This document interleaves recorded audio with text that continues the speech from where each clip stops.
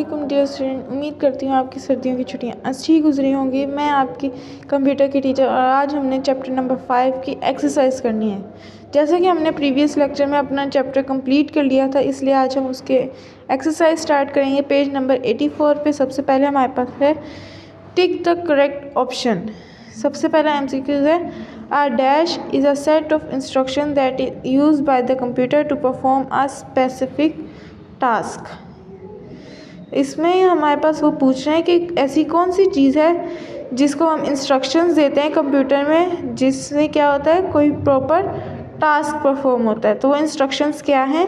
सबसे पहला ऑप्शन है डिसीजन मेकिंग, दूसरा है प्रोग्राम, तीसरा है टास्क और चौथा है इंस्ट्रक्शंस। तो हमारे पास करेक्ट ऑप्शन कौन सा है? बी, जिसमें क्या है, प्रोग्राम। उसके बाद है MCQs number 2, dash is a visual programming software. इसका मतलब क्या है कि कौन सा ऐसा सॉफ्टवेयर है जिसमें हम विजुअल प्रोग्रामिंग यानी कि पिक्चर्स की प्रोग्रामिंग करते हैं। तो सबसे पहले हमारे पास ऑप्शन है वर्ड, उसके बाद है एक्सेल, फिर है स्क्रैच और देन है माइक्रोसॉफ्ट विंडो। तो हमारे पास करेक्ट ऑप्शन कौन सा है? स्क्रैच का। क्यों? क्योंकि हम इसमें ड्राइंग्स और पिक्चर्स और कार्टून्स वगैरह ड्रॉ कर सकते हैं। A programmer who uses a and dash language requires a translator to convert the assembly language program into machine and language। इसमें पूछ रहे हैं वो कौन सी लैंग्वेज होती है जिसमें असेंबली लैंग्वेज को मशीन लैंग्वेज में कन्वर्ट करना पड़ता है। तो वो लैंग्वेज क्या है? सबसे पहला ऑप्शन है लो लेवल, फिर है हाई लेवल, फिर है वेरी हाई लेवल, फिर है नेचुरल। तो हमारे पास करेक्ट ऑप्शन क्या है? लो लेवल, क्योंकि लो लेवल लैंग्वेज ही होती है असेंबली लैंग्वेज, क्योंकि उसको मशीन लैंग्वेज में ट्रांसफ़र करना पड़ता है। A dash is a value that remains consistent during the execution of a program. अब वो पूछ रहे हैं कि ऐसी कौन सी वैल्यू है जो प्रोग्राम को सॉल्व करते वक्त सेम रहती है। तो सबसे पहला है हमारे पास नंबर्स, फिर है variable, then algorithm and then constant. तो हम सब जानते हैं कि इसका ऑप्शन क्या है? डी, क्या है? कांस्टेंट। क्यों? क्योंकि कांस्टेंट की वैल्यू चेंज नहीं होती। उसके बाद हमारे पास 5 एमसीक्यूज है। The character in scratch is called dash. तो करेक्टर स्क्रैच में एक करेक्टर क्या कहलाता है? एक ऑप्शन है कोडू, बी है स्प्राइट, सी है कैट और डी है प्रोग्राम। तो ये क्या है? स्प्राइट। 6 ऑप्शन है 6 एमसीक्यूज है। The dash is where we create the program in scratch.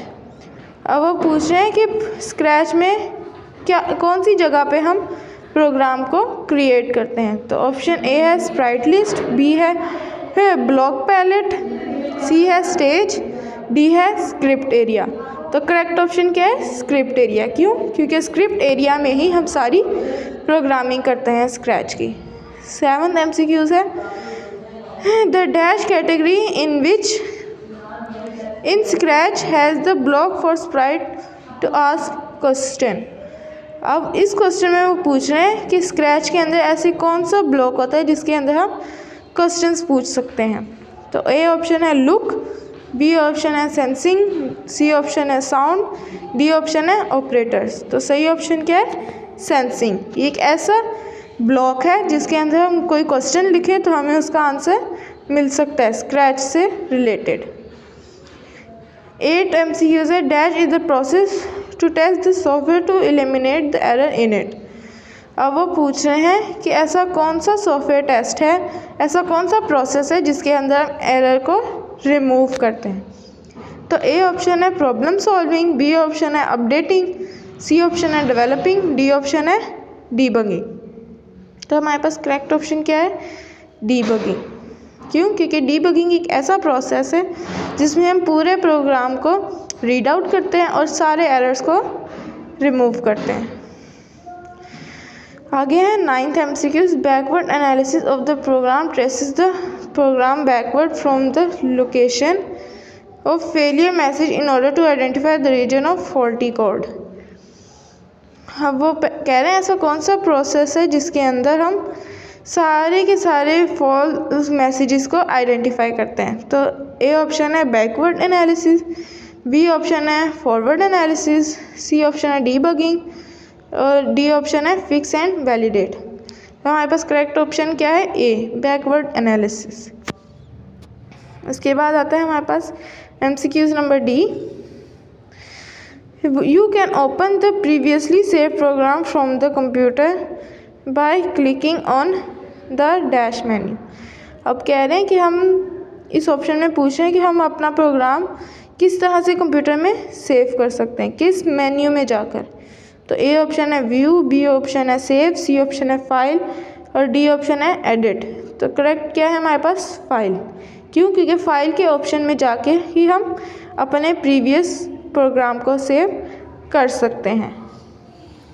तो हमारे पास नेक्स्ट है आगे filling the blanks with the appropriate terms, यानी कि हमने इन ब्लैंक्स में वर्ड्स, अप्रोप्रिएट वर्ड्स लिखने हैं। सबसे पहले the dash block category has the block to play the sound. तो वो पूछ रहे हैं ऐसी कौन सी कैटेगरी है जिसमें हम साउंड प्ले कर सकते हैं। तो वो क्या है? Sound. The dash block category has the block to allow the sprite to ask questions। तो वो पूछ रहे हैं कि ऐसा कौन सा ब्लॉक है जिसमें हम क्वेश्चंस पूछ सकते हैं। तो वो क्या है? सेंसिंग। आगे है the dash motion block category enables the sprite to move. अब ऐसी कौन सी कैटेगरी है जिसमें हम स्प्राइट को मूव कर सकते हैं। मूवमेंट में क्या होता है कि हमारे पास वो एक जगह से दूसरी जगह मूव करती हुई नज़र आए। तो वो क्या है? मोशन।